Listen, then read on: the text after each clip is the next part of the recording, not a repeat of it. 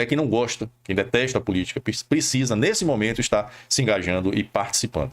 Porque, repito, não é mais uma disputa entre dois candidatos à presidência. É a disputa da liberdade contra o autoritarismo. É isso que está em jogo. Passemos então aqui agora à segunda parte da nossa Situações excepcionais exigem medidas excepcionais.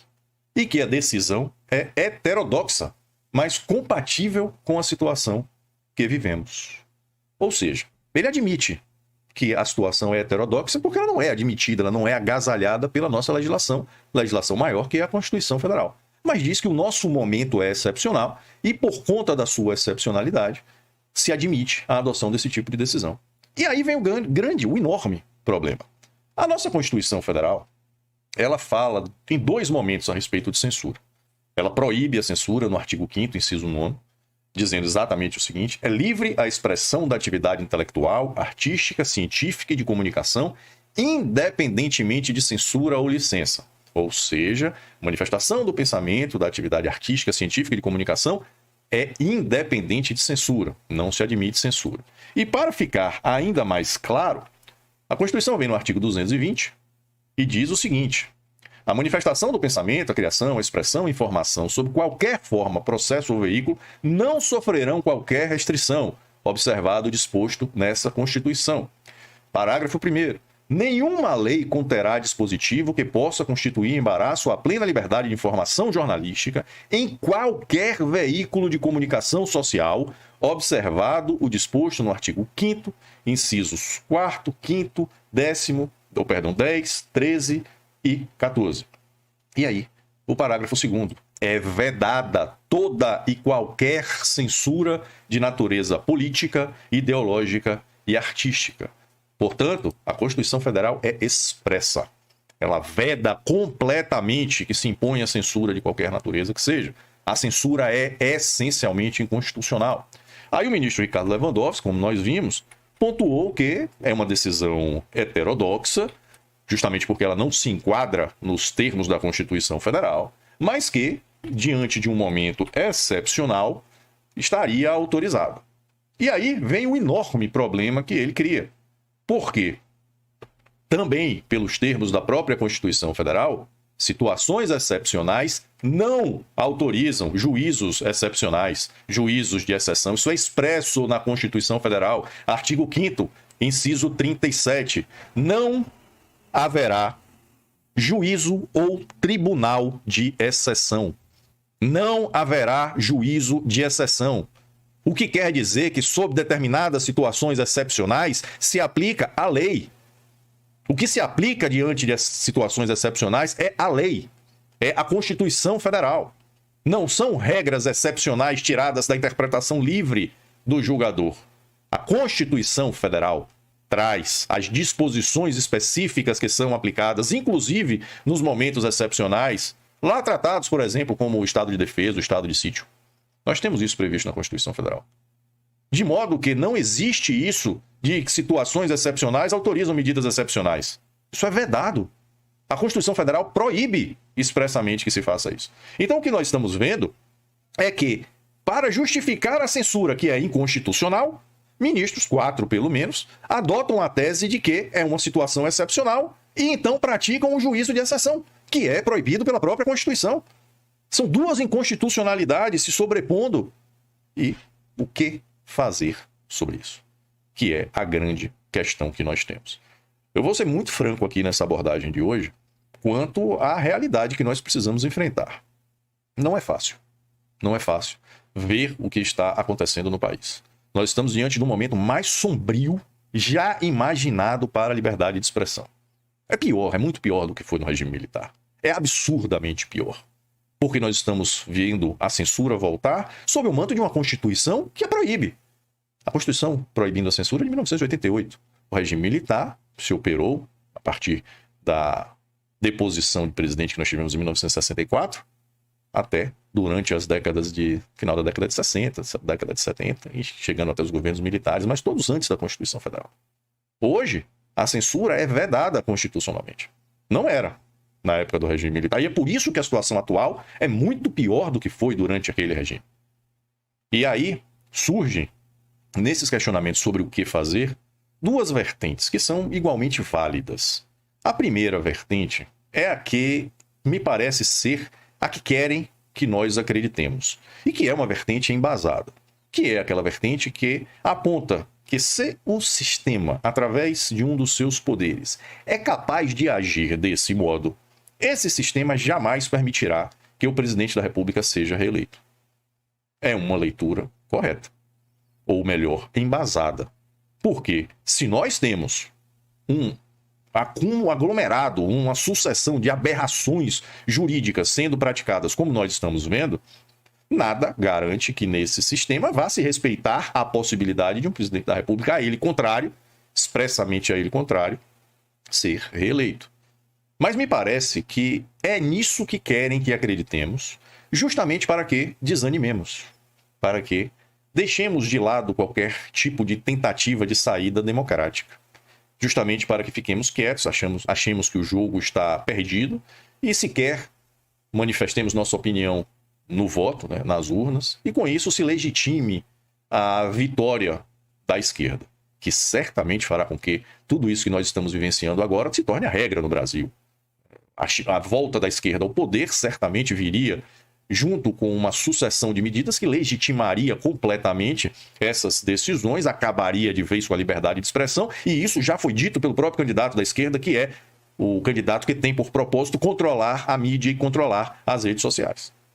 Ele disse isso, ele declara isso. E controle de mídia e de rede social nada mais é do que censura. E se a censura já está sendo imposta agora, é óbvio que com o retorno dele ao poder, nós teremos o retorno da censura de forma institucionalizada.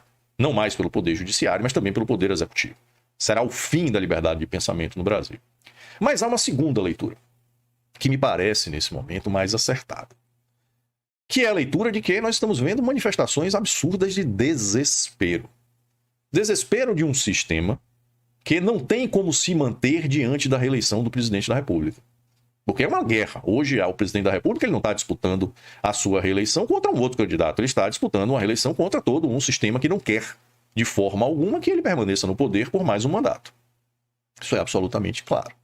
E daí nós estaríamos vendo essas tentativas verdadeiramente desesperadas, através de atrocidades inconstitucionais, sendo praticadas sucessivamente para calar. Não é calar a mentira. É calar a verdade inconveniente daqueles que podem trazer lá à tona com algum tipo de influência e, com isso, prejudicar as pretensões do candidato esquerdista retornar ao poder. E se nós estamos diante de uma situação de desespero, aí é que nós precisamos nos mobilizar para que eles se desesperem de fato. O que nos resta, nesse momento, é exclusivamente a possibilidade de manifestação nas urnas. Porque nós não vamos ter no Brasil nada próximo de uma guerra civil, de uma revolução, absolutamente nada disso. E não vai acontecer porque, querendo ou não, o país está dividido.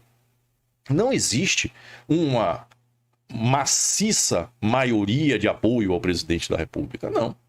Nós precisamos ter os pés no chão. E precisamos entender que, muito em parte por desinformação e outra parte por conveniência, há quem apoie a esquerda. De fato. Há apoio, sim, na esquerda. E a disputa eleitoral ela está bastante acirrada. Ela não está fácil. Não se trata de termos uma maioria absoluta do país com uma determinada postura, sendo subjugada por uma absoluta minoria. Não. São dois lados. Mas nós estamos vendo dois lados com regras absolutamente distintas. Para um lado vale tudo, para o outro lado não vale nada, nem dizer a verdade. A verdade é proibida a um dos lados e todo tipo de mentira é permitido. É o outro. Então, a única forma que nós temos de combater isso é manifestar a opinião nas urnas. É justamente não aceitar que o jogo já está perdido. E se tivermos que perder, que percamos com a batalha sendo disputada até o seu último momento.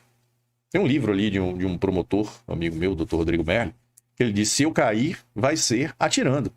Então, se nós tivermos que cair, que caiamos atirando. E os últimos disparos que nós poderemos efetuar são os disparos que faremos nas urnas. Não cabe agora discutir se o sistema é bom, é ruim, é confiável, não é confiável. Não adianta discutir nada disso agora. Agora só existe um caminho.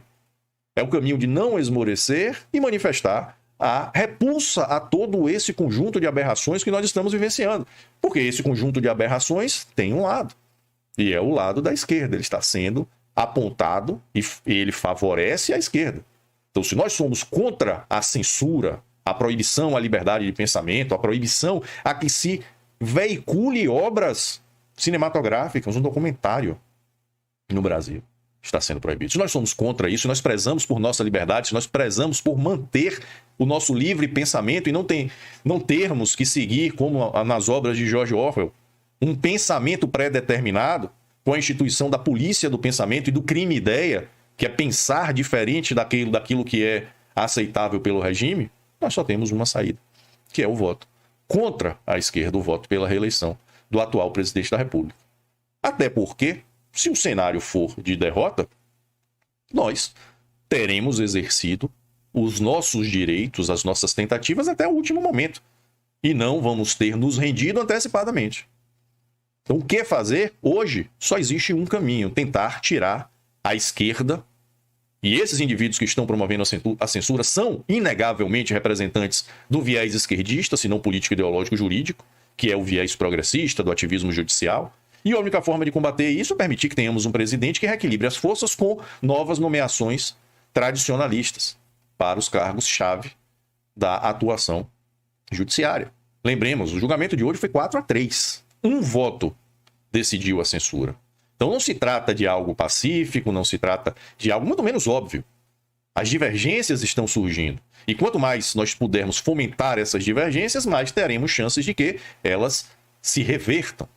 E o que hoje é divergência passe a ser maioria. É o único caminho que nos resta. Nesse momento não há nada a fazer, a não ser se engajar na campanha para que a esquerda não volte ao poder, que passa a ser uma campanha contra a censura, contra a limitação à liberdade de expressão, que em última essência é contra a liberdade do próprio indivíduo. A campanha não é mais de Jair Bolsonaro contra Lula, ou nem mesmo de um modelo contra o outro. É a campanha da liberdade contra o autoritarismo. É nisso que a campanha presidencial nesse segundo turno se transformou. Então é imperativo tomar um lado. Quem não estava engajado, quem não participou do primeiro turno, quem está desanimado, a hora é justamente de reverter a sua postura. É de se engajar, de tentar virar votos e de demonstrar o máximo possível a sua repulsa, a sua rejeição ao sistema autoritário que está sendo implementado no Brasil. Então, respondendo aos diversos questionamentos que recebi nos últimos dias, o que nos resta é participar cada vez mais ativamente desse processo eleitoral e manifestar a nossa opinião de modo inequívoco. Só há uma saída possível e essa saída passa pela reeleição do presidente. Do contrário, nós caminharemos a uma realidade idêntica ao que se vive nos países ditatoriais, como nós, a exemplo clássico aqui do lado, a Venezuela, onde a imprensa não pode criticar o governo, não pode falar determinadas palavras, não pode fazer determinadas associações, muito menos determinadas análises. Sequer análises são permitidas. Então, até quem não gosta de política, quem quer continuar criticando um presidente da República, precisa votar no atual presidente, que vai ser a única chance de continuar criticando. Porque se votar na esquerda, a crítica vai ser proibida. A liberdade de pensamento acabará. Não adianta também cobrar a coerência dos nossos órgãos de imprensa hoje, que estão todos calados. E, inclusive, muitos daqueles jornalistas que, durante o regime militar, eram expoentes do censura nunca mais, afaste de mim esse cálice e coisas do gênero. Não adianta cobrar a coerência deles. Eles hoje estão apoiando a censura porque a censura não está batendo nos veículos que eles representam, mas amanhã baterá. Simplesmente porque o processo de autoritarismo através da censura, ele é um processo gradativo. É aquele poema clássico, No Caminho com Mayakovsky, que você tem, que eles vão... Primeiro eles vêm, levam o judeu, eu não era judeu, não me importei. Depois eles vêm, levam os cristãos, eu não era cristão, não me importei, até que levaram todo mundo. E quando foi a vez de me levarem, não tinha ninguém para gritar por mim. É assim que funciona. Então hoje, a resposta é objetiva. Só nos resta a manifestação dentro daquilo que nos é possível, que é a manifestação nas urnas. E isso precisa ser feito de modo bastante engajado. Cada vez mais engajado. Até quem não gosta, quem detesta a política, precisa, nesse momento, estar se engajando e participando. Porque, repito, não é mais uma disputa entre dois candidatos à presidência. É a disputa da liberdade contra o autoritarismo. É isso que está em jogo. Passemos então aqui agora.